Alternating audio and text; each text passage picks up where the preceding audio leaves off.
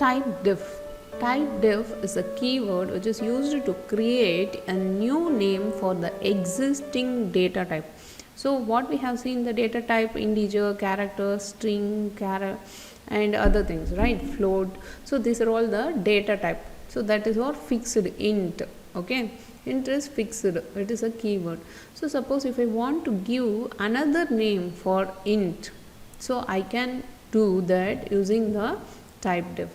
TYPEDEF is used to create new name, or we can also call it as a alias name for the data type. So TYPEDEF int, the syntax is TYPEDEF, example int and integer. So in the place of int, I can use it as integer. So normally to declare a variable int a comma b. So for this data type, I am using another name. Okay, I can use integer also. Okay, in the place of int, I can use integer. Okay, int as integer, new name. Right.